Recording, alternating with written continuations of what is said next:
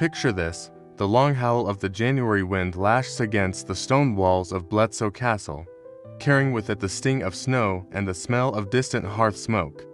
Somewhere within its cold, echoing corridors, a sound pierces the night, a scream, raw and unrestrained, the kind of cry that claws at the soul. It comes from a chamber lit only by trembling candle flames. Inside, the air is thick with the scent of sweat, blood, and crushed herbs. On the bed, a girl lies drenched in agony. She is Lady Margaret Beaufort, just 13 years old, her small frame bent and convulsing beneath the weight of pain no child should ever endure. Her hair, once neatly braided, now clings in damp strands to her pale face. Her hands knot the sheets so tightly the fabric threatens to tear. Every contraction hits like a wave intent on drowning her. Around her, midwives work in hushed urgency, their Latin prayers murmured between instructions. A basin of steaming water sends up clouds that mix with the shadows on the wall. The senior midwife, Dame Gwen, presses a cloth to Margaret's forehead while another kneads her hips to encourage the baby's descent. But they all see the truth in each other's eyes. The baby is large, the mother's hips are too narrow, and her body is still the unfinished form of girlhood. Outside, Bedfordshire lies under a thick shroud of snow. The land sleeps, frozen in white silence. Yet in this chamber, a battle is being fought not with sword and shield, but with breath and willpower, each minute a contest between life and death. This birth is not only about a child, it is about a dynasty. Within Margaret's womb is the boy who will one day be known as Henry VII, the king who will bring an end to the Wars of the Roses and forge the Tudor dynasty. But tonight, that destiny teeters on a knife's edge. The irony is cruel. At an age when most children still cling to toys, Margaret's body is being asked to bring forth the future of England. And in the 15th century, childbirth is a gamble every time it claims the lives of countless women, young and old, rich and poor. For a girl not yet fully grown, the odds are grimmer still. This moment is not an accident of fate. It is the direct result of a system that sees noble daughters not as children, but as pieces on a chessboard of power. In the medieval world, a girl's value lies in the alliances her marriage can forge and the heirs she can produce. Childhood is a luxury she was never granted. The cradle and the wedding bed are too often one and the same. Margaret's lineage makes her a prize worth risking everything for. She carries the blood of John of Gaunt, the powerful Duke of Lancaster and son of King Edward III.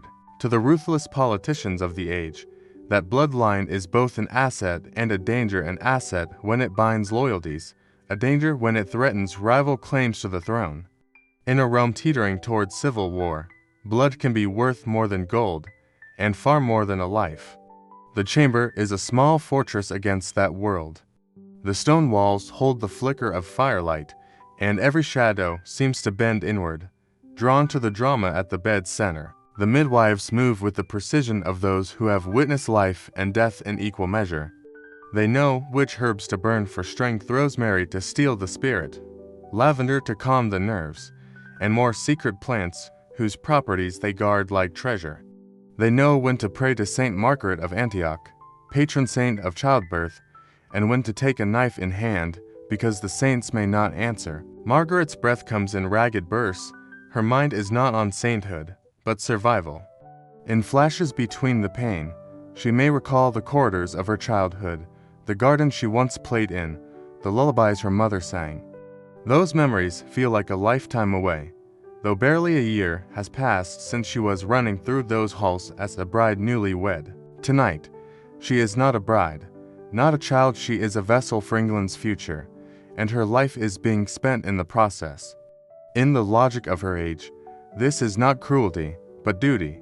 The generations before her have told her that noble women are born to endure this pain for the sake of lineage. Survival, if it comes, will be her only reward. Yet there is a strange power in the moment. Even as she lies helpless beneath the weight of it, the child within her is destined to change the course of a kingdom. The Wars of the Roses, Lancaster's red rose against York's white, are beginning to spill blood across the land. The men outside this room fight for banners and crowns. But here, in the flickering dark, the true seed of that struggle is being sown in blood, sweat, and the breathless will of a girl far too young to understand the weight of her burden. No one in the room can say if both will survive the night. And so they labor on, in the cold and candle light, while the wind outside rattles the shutters like the beating of a distant drum. It is the rhythm of England's future, knocking at the door. To understand how Margaret Beaufort came to be in that chamber at 13, you must step back to her beginnings of childhood that was more arrangement than innocence. She was born around May 1443, in the fortified walls of Bletsoe Castle, into a world where lineage dictated destiny long before a child could speak her own name. Her father, John Beaufort, the first Duke of Somerset, was not just a nobleman but a direct descendant of John of Gaunt, the fourth son of Edward III. This connection placed Margaret firmly in the web of English royal politics, a web that could elevate or destroy you depending on which way the political winds blew. That bloodline was a magnet for ambition, a target for suspicion, and a curse to those caught between rival claims. Yet, Margaret never truly knew her father. By the time she could walk, he was already gone.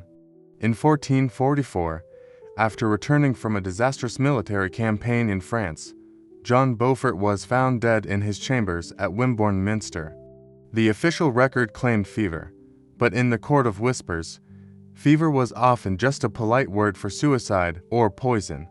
His military failures had been catastrophic. Sent to command English forces during the waning years of the 100 Years' War, he had watched in humiliation as territories won by Henry V slipped away one by one. Each loss eroded not only England's power in France, but his own reputation at home. Chroniclers noted his hollow eyes, his slow speech, the way he sat staring into the middle distance, if already half removed from this world. In an age when honor was a currency, defeat could be a death sentence. Whether by his own hand or the hand of another, he was gone, and the scandal of his death would shadow Margaret's early years. Her mother, Margaret Beauchamp of Bletsoe, understood the peril this left them in. A widowed noblewoman with a young daughter was vulnerable in ways men of her class rarely considered. Wealth could be seized, titles contested, alliances lost. In the chessboard of noble politics, an unprotected heiress was a piece too valuable to leave unattended. And so, the Dowager Duchess moved quickly. Before Margaret had even lost her milk teeth, she was betrothed to John de la Pole, the young son of William de la Pole, Duke of Suffolk. She was 6 years old, scarcely able to read her own name, yet already bound by contract to one of England's most powerful families. Child betrothals were no rarity in 15th century England. Among the nobility, marriage was less a union of hearts than a binding of estates and armies. Girls like Margaret were political currency, traded to seal peace treaties, repay debts, or secure military alliances.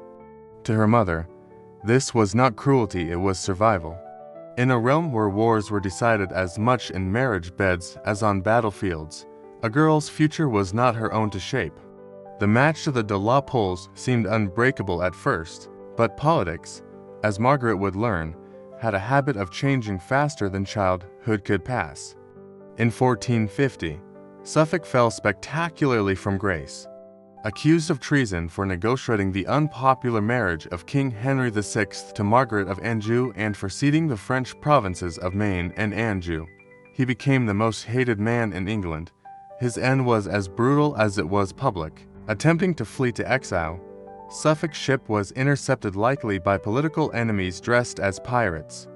He was dragged to the deck, forced to kneel, and beheaded with a rusty sword that took several blows to finish the job. His body was dumped into the sea, his severed head later found on the shores of Dover. The fall of Suffolk instantly rendered Margaret's betrothal worthless. One day, she was a future duchess. The next, her marriage contract was nothing more than ink on parchment. Yet, the lesson was invaluable. She saw firsthand how quickly alliances could crumble, how fortunes could shift with a single political misstep. It would not be the last time her fate was rewritten by forces far beyond her control. For most children, the breaking of an engagement would mean freedom to grow, to play, to learn without the weight of immediate obligation. For Margaret, it only meant that she was once again a valuable unclaimed prize, and that others would soon decide who would take her hand and her future for themselves. And so, the quiet years of her girlhood passed under the watchful eyes of those who saw her not as a daughter or ward, but as a piece to be moved in England's great and dangerous game. The collapse of her betrothal to John de la Pole did not leave Margaret unspoken for long. In the political arena of 15th century England, an heiress of her bloodline could not remain unattached without risk. The question was never whether she would be married again, but to whom and how that choice would shape the kingdom's tangled future. The answer came swiftly in the form of Edmund Tudor, Earl of Richmond. Edmund was in his 20s, a man already tempered by politics and the ever-present undercurrents of the Wars of the Roses. He was the half-brother of King Henry VI, the product of a scandalous and secret marriage between the king's widowed mother, Catherine of Valois, and her Welsh courtier, Owen Tudor.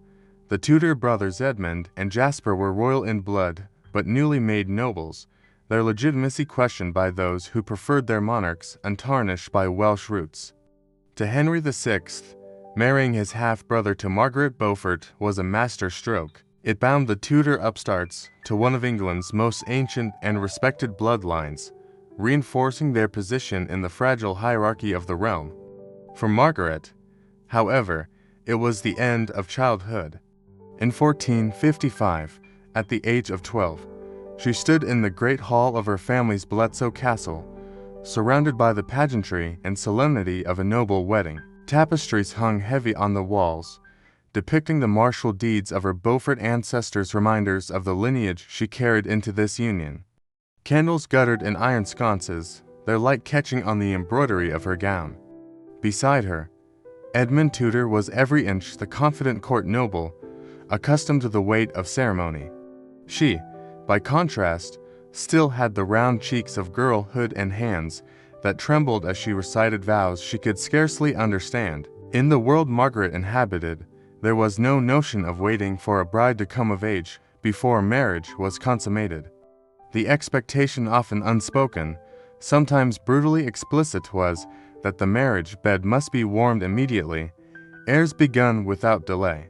On her wedding night, Margaret passed from the care of her mother to the authority of her husband. Whatever dreams she may have harbored of marriage as a gentle companionship quickly dissolved into the cold reality of dynastic duty. We will never know precisely what she felt in those hours, for she never spoke of them in later life. But the evidence lay written on her body: the physical damage sustained from consummation and early pregnancy, the permanent changes that would haunt her health forever. Those who knew her would later remark on her almost unbreakable piety, a religious devotion that bordered on asceticism. Some historians see in this an attempt to find control, order, and meaning in a life where her own choices had been so limited. For Edmund Tudor, the marriage was an asset to his ambitions. For Margaret, it was a transformation she could not reverse. She moved from the gardens and schoolroom of her youth into the calculating world of adult politics and courtly intrigue, where every word and gesture could shift alliances. The castle where she had once played was now her marital home, its familiar walls closing in as the weight of expectation pressed harder with each passing month. Within the year, her body began to change. The women around her, ladies of her household, older and seasoned in the trials of childbirth, watched her closely. They smiled when they spoke of her condition, but behind their expressions was concern. Margaret's hips were narrow, her bones not yet fully hardened from adolescence, and her frame slight. Pregnancy was dangerous for grown women in the 15th century. For a 12-year-old, it could be lethal. Still, in this world, a noble woman's survival was often secondary to the birth of an heir. It was a cruel truth that Margaret, like countless others, had no choice but to accept. She was carrying the future of her husband's line, and though she could not yet know it, the fragile hope of the Lancastrian cause. Margaret's first year of marriage unfolded under the growing shadow of civil war. England was becoming a tinderbox, the rival houses of Lancaster and York circling one another like predators in the same cage. Her husband, Edmund Tudor, was drawn into the conflict as the Lancastrian king's half-brother, a man whose loyalty was never in question. In the autumn of 1456, while Margaret was heavily pregnant, Edmund was campaigning in Wales, rallying troops against the Yorkist threat. Then came the news that shattered her world. Edmund had been captured by Yorkist forces at Pembroke Castle. The details were uncertain, wrapped in the haze of political rumor. Some said it was the result of a surprise attack while his men were scattered. Others whispered that betrayal had come from within his own ranks. Not long after his capture, he was dead.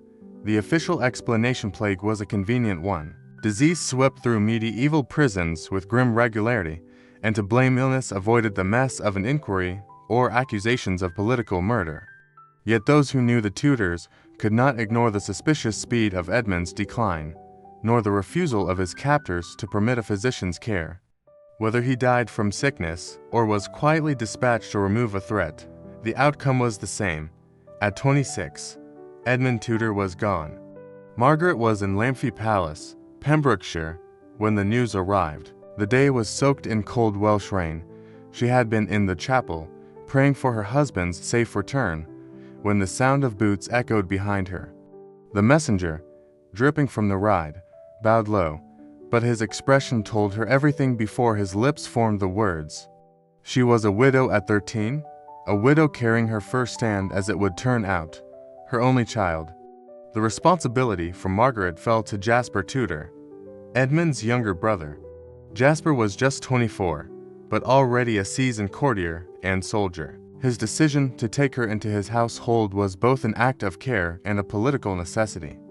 Within her, Margaret carried the only living heir to the Tudor lineage who could one day serve as a Lancastrian rallying point in a kingdom on the brink of war. Jasper's destination was Pembroke Castle, his stronghold on the wild, western edge of Wales. The journey there was no gentle procession. Winter had set in, turning the rutted roads into frozen traps of mud and ice. Margaret was advanced in her pregnancy, and each jolt of the litter cut through her body like a blade. The small party had to navigate flooded rivers, blocked paths, and the danger of roving armed bands whose allegiance to Lancaster or York could not be guessed. Pembroke itself loomed above the Milford haven like something carved from the bones of the earth. The limestone cliffs dropped sheer to the sea, waves crashing against the rock with the sound of distant thunder. The castle's great round keep, nearly 80 feet high, had withstood 3 centuries of siege and storm, but it was not built for comfort. In winter, its walls bled cold air, the drafts whispering through even the smallest cracks in the ancient stone. Fires in the great hearths burned greedily through the wood, but the heat rarely reached the far corners of the rooms. Margaret's chambers were hung with thick tapestries to block the worst of the wind, but still, the sea air found her.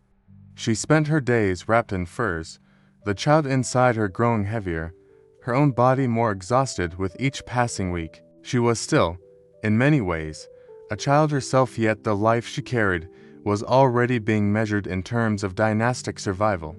Jasper Tudor, practical and ambitious, began to prepare for what was ahead. The physician, Dr. Lewis Carlearn, was summoned to examine her.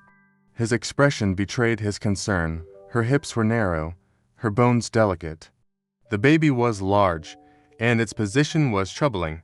The risk to both mother and child was high.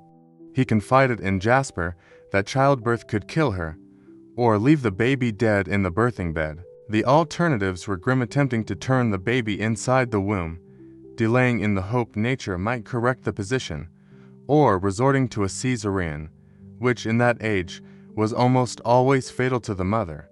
As the winds battered Pembroke and the sea roared beneath the cliffs, these 3 lives, Margaret's, her unborn child's, and the future of the Tudor line, waited suspended in the cold, dim chambers of the castle. The winter of 1456 into 1457 was merciless. Ice crested the inside of Pembroke Castle's narrow windows. and the wind that came off the Atlantic seemed to find its way through every gap in the stone. In those cold, echoing rooms, Margaret's body strained under the weight of a task it was never built for. She was still growing herself, bones not yet fully hardened, muscles not yet matured, yet within her, the child of Edmund Tudor, and with him the fragile hope of a political cause, awaited the moment of birth. Dr. Lewis Carlearn watched her condition closely, his worrying growing as her belly swelled. In whispered conferences with Jasper Tudor, he laid out the grim facts. The baby was large, wedged awkwardly, and showing signs of distress. Margaret's hips were too narrow to permit an easy birth. Every choice carried risk. Trying to turn the baby could kill both mother and child. Waiting could exhaust Margaret beyond recovery. A cesarean would almost certainly take her life. Still, no one suggested avoiding the birth entirely. In the medieval mind, the mother's survival was secondary to the production of an heir, especially an heir whose blood could, one day, unify a fractured kingdom. All they could do was prepare, and so the midwives, led by Dame Gwen Davith, began their rituals. Dame Gwen had delivered babies in Welsh villages, noble halls, and battlefield tents. She knew which herbs could bring relief: lavender to calm, rosemary for strength, and which prayers might steady a frightened mother's heart. In the weeks before Margaret's labor began, she hung sprigs of protective plants above the bed, kept a carved relic of Saint Margaret of Antioch at the ready, and instructed the younger attendants in every tool they might need. Knives to cut cords, hooks for emergencies too terrible to name, and linen boiled clean in scalding water. The first pains came suddenly, on a bitter January night. Margaret had been walking the battlements, as Dr. Carlearn insisted she do, to maintain her strength, when a pain like no other gripped her midsection and drove her to her knees. Her ladies rushed her back to her chamber, their skirts whipping in the wind, the snow crunching beneath their boots. Inside, the room became a flurry of motion. Candles were lit until their flames swayed in the cold drafts. The fire roared in the hearth, fed with armfuls of wood. The air thickened with smoke from burning herbs.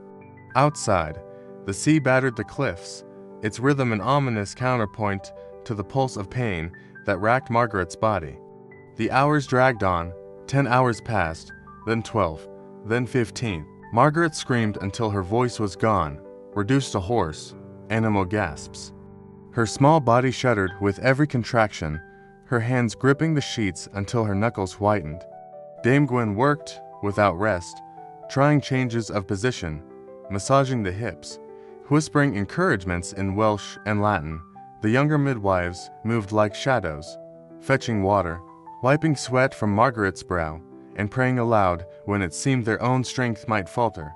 Outside the chamber, Jasper Tudor paced the corridor, his boots tapping an anxious rhythm against the flagstones. Every so often, he paused to listen, his face hardening as he heard Margaret's cries through the heavy door.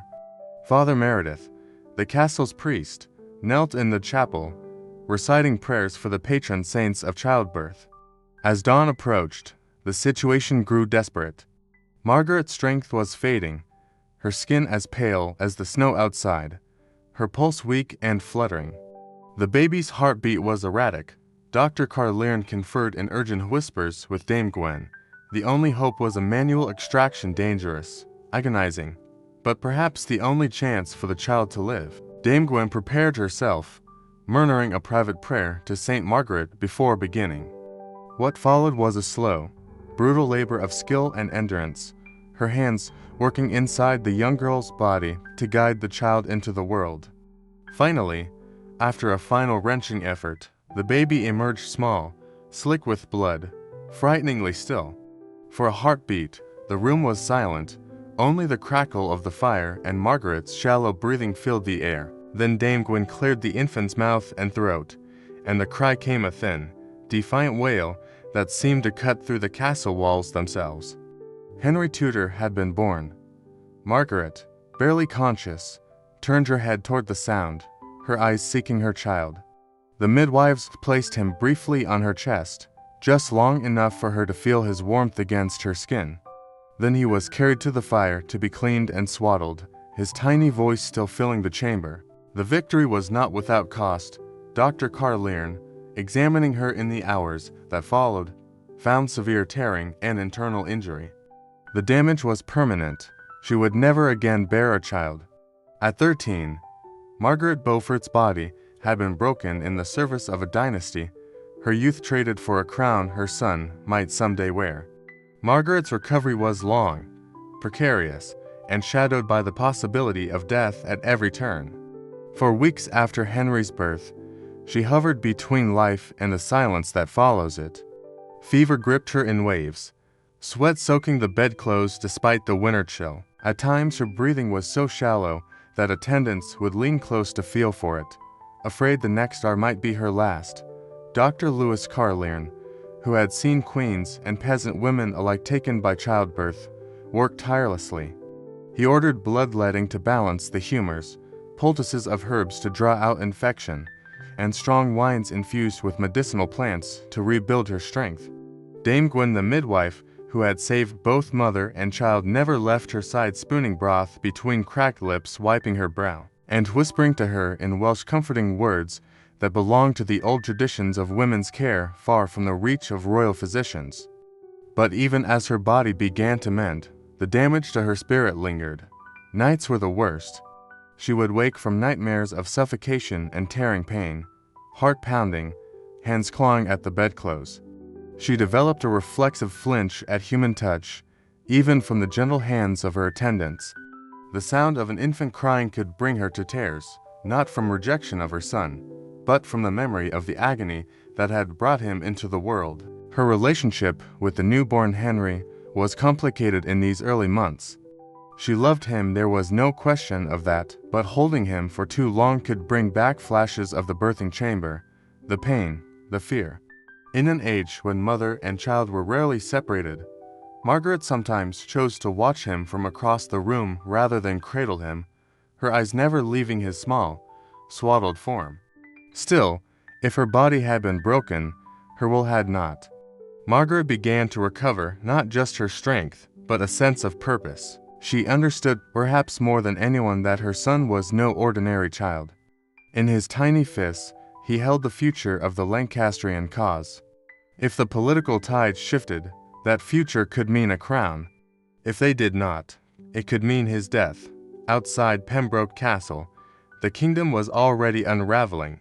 2 years earlier, at the First Battle of St. Albans, the Red Rose of Lancaster and the White Rose of York had clashed for the first time in open battle. The struggle for the throne was no longer whispered in council chambers, it was written in blood across England's fields. Henry VI, the Lancastrian king, was seen by many as unfit to rule, prone to bouts of mental collapse, unable to lead armies or control his court. His queen, Margaret of Anjou, was a capable and determined woman, but her foreign birth made her a target of suspicion and resentment. It was into this dangerous, unstable realm that Margaret Beaufort's son had been born. She knew the rules of her world well enough to understand her own position. As a young widow, she had limited legal authority over her own child, guardianship, and with it, control over Henry's upbringing would likely fall to a male relative. And so she began to think not like a mother alone, but like a political strategist. If she could not raise him herself, she could at least ensure that the right man held his fate in trust. The answer, for now, was Jasper Tudor, fiercely loyal to the Lancastrian cause. Jasper had already proven he would protect both mother and child. Margaret placed her trust in him, even as it meant accepting long separations from Henry. In the medieval world, such choices were often the only ones available to women in her position, calculated sacrifices made in hopes of keeping their children alive. During her slow convalescence, Margaret also turned increasingly toward religion. She prayed daily in the castle chapel, sometimes for hours, until her knees were raw on the cold stone floor. She studied Latin prayers, memorized psalms, and consulted theological works. Some of this was piety, some a means of imposing order on the chaos her life had become. In an age where divine providence was believed to shape the fate of kings, she began to see her survival and her son's birth as part of a plan larger than herself. By the time the spring of 1458 approached, Margaret was walking again, her face no longer gaunt from fever, her steps slow but steady. Yet she carried with her the permanent reminder of that winter, the knowledge that she would never bear another child. In the game of dynastic politics, where a woman's worth was often measured by the heirs she could produce, this might have been seen as a crippling weakness. For Margaret Beaufort, it became a reason to sharpen her mind and strengthen her alliances.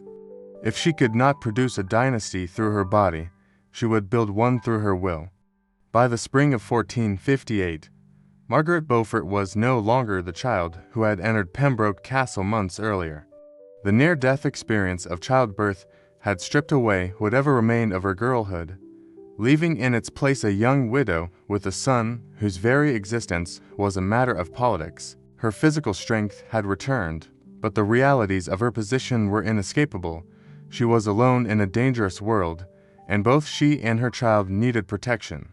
Her solution came in the form of a new marriage, not for love, not even for companionship, but for safety. The man chosen was Sir Henry Stafford, the younger son of Humphrey Stafford, Duke of Buckingham. This was no impulsive match. It was a calculated alliance, carefully negotiated between Margaret's mother and the Stafford family. The terms were meticulous. Margaret would retain control over her Beaufort estates, ensuring that her son's inheritance could not be absorbed into her husband's holdings. Stafford would, in return, provide her with military protection and political cover in a kingdom where the tides of war could drown even the highest-born without warning.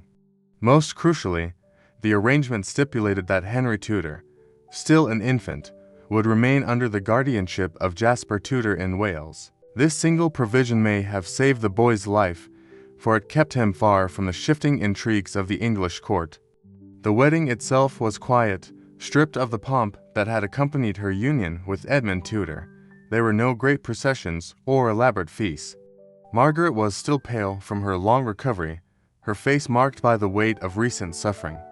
Henry Stafford was a man of moderate ambition, more practical than passionate, and perhaps most importantly politically flexible. That flexibility mattered.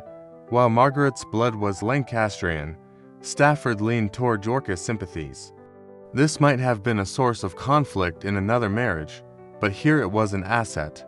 His Yorkist connections shielded her from suspicion, allowing her to keep her estates and move safely in circles that might otherwise have been closed to a declared Lancastrian widow. For Margaret, the marriage was a form of armor. It did not erase her vulnerability, but it gave her space to breathe, to think, and to plan. She would not have to rely solely on the charity of her family or the unstable goodwill of a political faction. In Stafford, she had a partner who understood the value of survival above all else. Meanwhile, Henry Tudor was growing up in the care of his uncle Jasper. Pembroke Castle became his world, its echoing halls, its view over the restless waters of Milford Haven, the crash of the Atlantic below. Under Jasper's guardianship, he received a practical education suited to a boy of noble blood. He learned to ride and hunt, to wield a sword, to read the histories of England's kings. He also absorbed the rhythms of Welsh life, the language, the songs, the loyalty of a people who had embraced the Tudors as their own. Margaret's contact with her son was limited to rare, carefully arranged visits, sometimes separated by years. When she did see him, she would study him with a mix of maternal pride and political calculation, gauging not only his health and learning, but also his potential as a future leader.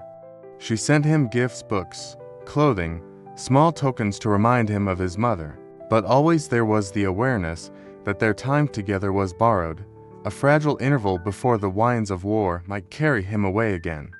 In her new role, Lady Stafford, Margaret began to master another skill that would serve her for the rest of her life: estate management. She learned to oversee finances, to manage tenants, to negotiate disputes among her retainers. The work was unglamorous, but essential, teaching her how wealth and loyalty were built and how they could be used as currency in the political game. It was during these years that Margaret began cultivating quiet networks of influence, often through the women of noble households. In an era when formal power was reserved for men, such networks were lifelines for noble women. They exchanged letters filled with news, gossip, and subtle political signals. A gift of cloth might carry a coded message. A wedding attendance might serve as a discreet declaration of allegiance. Margaret's position was, for the moment, stable. The Wars of the Roses raged on, but under Stafford's protection, and with Jasper safeguarding Henry in Wales, she could afford to be patient. She was learning to play the long game, watching the board, moving her pieces with care, and waiting for the moment when her son's claim might be transformed from a distant possibility into a crown. For all the stability Margaret Beaufort had gained through her marriage to Henry Stafford, the 1460s were a decade when England's political ground shifted like sand beneath every noble's feet. The Wars of the Roses were no longer just a feud between distant factions. They were a brutal, seesawing struggle in which the crown itself changed hands with dizzying speed. In 1461, the Yorkists scored their most decisive victory yet at the Battle of Totnes, fought in a blinding snowstorm, where the wind drove sleet into the eyes of the Lancastrian army. It was said to be the bloodiest battle ever fought on English soil, leaving tens of thousands dead by day's end. The Lancastrian king, Henry VI, was deposed, and the young, charismatic Edward IV seized the throne for the House of York. For Margaret, this victory was a double-edged blade. As a Beaufort by blood and the mother of a Lancastrian heir, she was automatically suspect under Yorkist rule. Yet her marriage to Stafford, a Yorkist sympathizer, offered her an invaluable shield. She learned quickly that survival meant blending in, not standing out. Publicly, she could attend Yorkist court functions at her husband's side, dressed in the colors of Edward IV's regime. Privately, she kept her Lancastrian loyalties alive through whispers, letters, and a network of trusted confidants. Among these allies were women whose own positions allowed them to move quietly between factions. Margaret struck up a correspondence with Elizabeth Woodville, the Queen of Edward IV, a woman whose own rise from commoner to queen had been both celebrated and resented.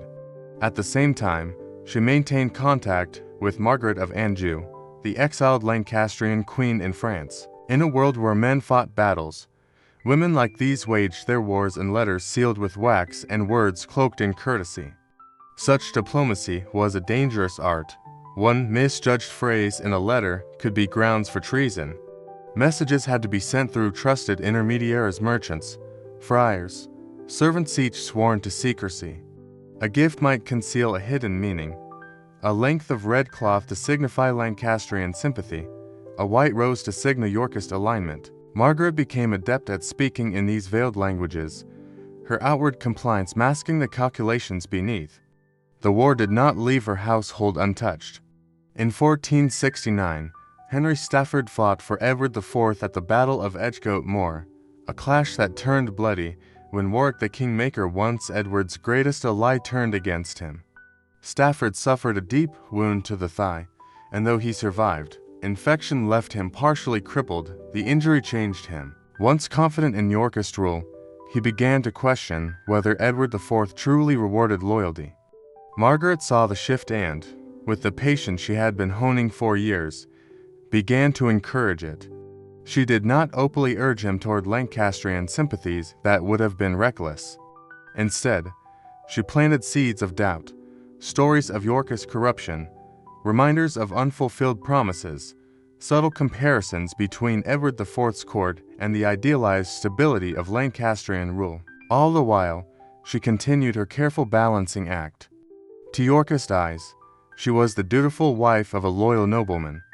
To her Lancastrian contacts, she was still the mother of the last viable heir to their cause.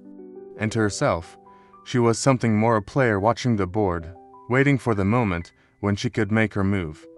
Beyond England, her son was growing into a young man under Jasper Tudor's watch in Wales. Henry's education was thorough. Horsemanship, swordplay, the etiquette of noble courts, and the subtler skills of survival in a land where loyalty could shift with the wind. He learned Welsh alongside English, and he came to understand the deep loyalty of the people who had sheltered the Tudors in their rise from obscurity. Margaret received word of him through carefully coded letters. She sent books and fine clothes when she could, though each gift had to pass through layers of inspection to ensure it carried no hidden message. For a mother who saw her child only rarely, these tokens were lifelines, a reminder that though distance and politics kept them apart, they still belonged to one another. By the late 1460s, Margaret had mastered the art of existing between two worlds. But in a kingdom where a fortune could turn in a single battle, she knew this balance could not last forever. The tides of war were shifting again, and soon they would sweep her and her son into waters more dangerous than ever before. The year 1471 marked the breaking point. After years of uneasy balance, the Wars of the Roses erupted into some of the most decisive and devastating battles in English history. For the Lancastrians, it would be the end of the road. The turning came at Tewkesbury in May. The Lancastrian army, led by Queen Margaret of Anjou and her son, Edward, Prince of Wales, faced Edward IV's forces in a clash that would decide the future of the realm.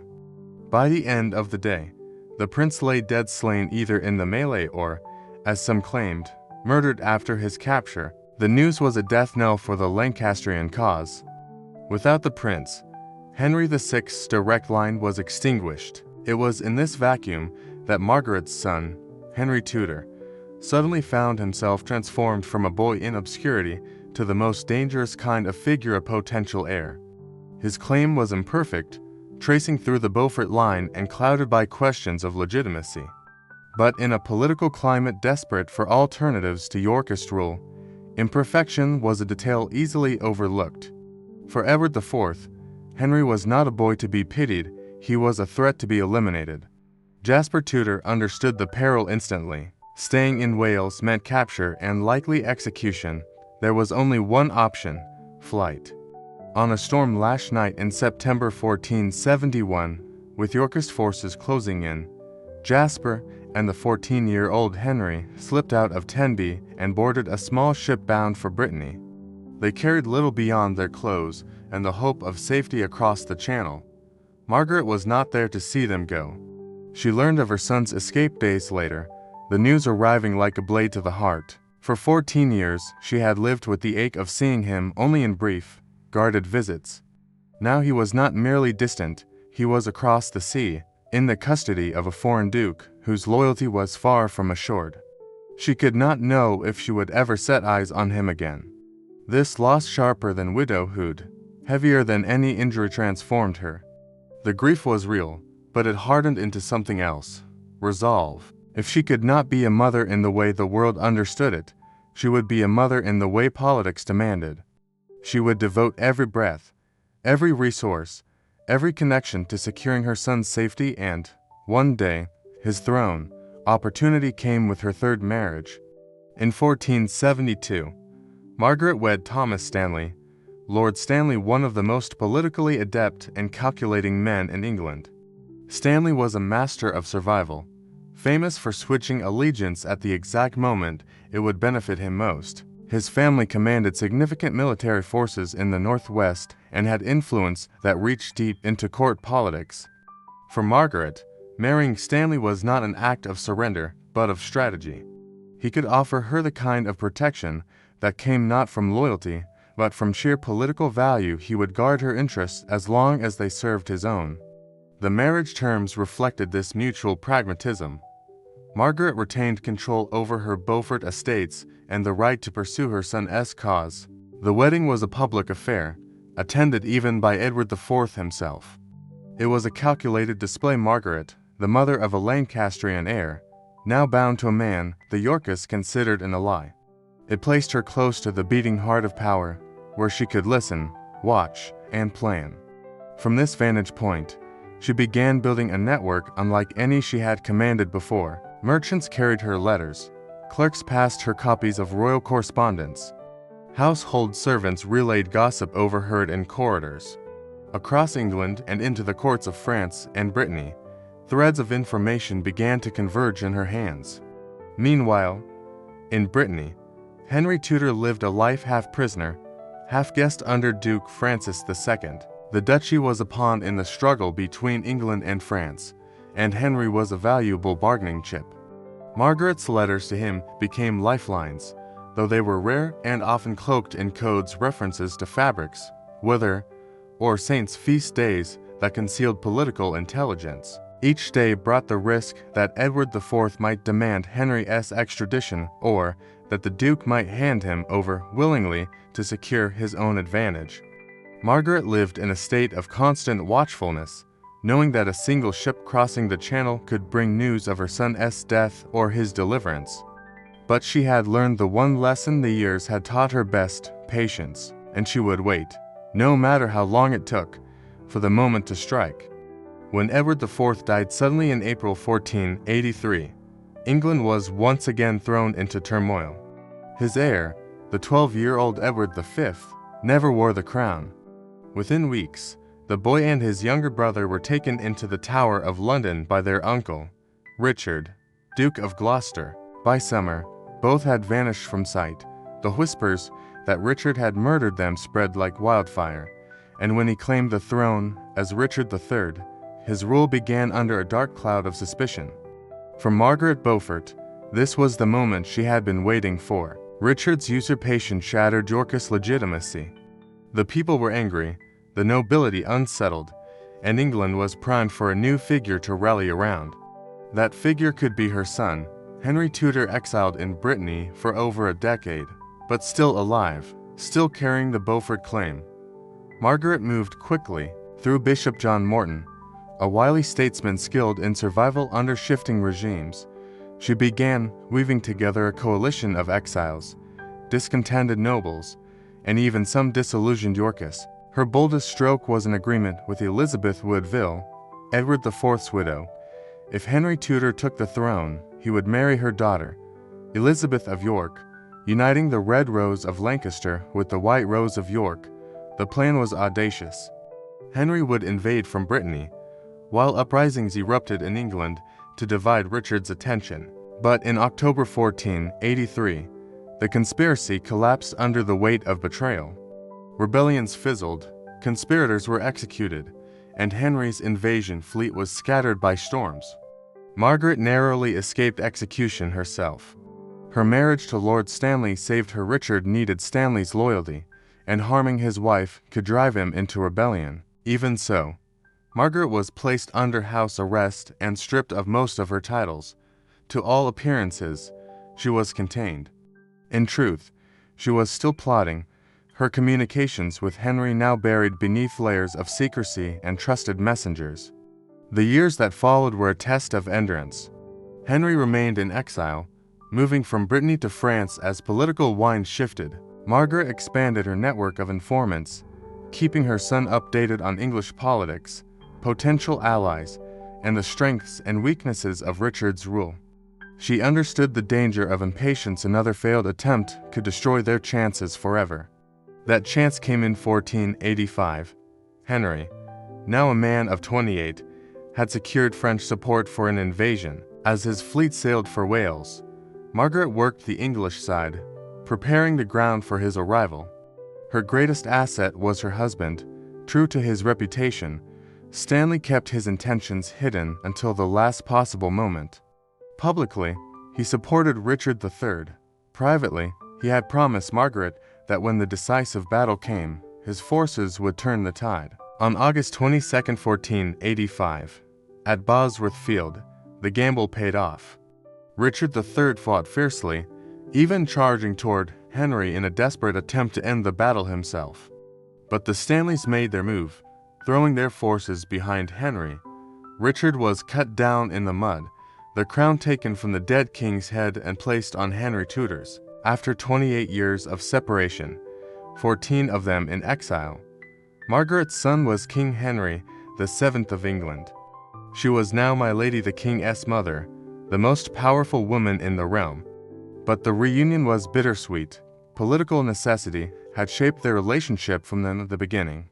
They were bound by ambition and survival more than by shared memories of a normal family life. Margaret threw herself into the work of consolidating the Tudor dynasty. She guided her son's marriage to Elizabeth of York, fulfilling her promise to unite the warring houses. She advised on matters of court and finance, founded educational institutions, and used her influence to strengthen the crown. In 1509, she lived long enough to see her grandson, Henry VIII, crowned. Days later, she died, her life's work complete. In Westminster Abbey, her tomb of black marble still bears a Latin inscription praising her virtue, wisdom, and piety. But stone cannot speak the truth of her journey. A girl's scream in a freezing Welsh castle, the years of calculated patience, the dangerous alliances, and the uncheckable resolve to see her son crowned. That scream still echoes in history not only as the pain of a child forced into a woman's role, but as the first cry of a dynasty that would change England forever. If you found this story captivating and want to explore more of history's untold corners with me, please subscribe and share this video. Every share helps more people discover the stories that have slept for centuries.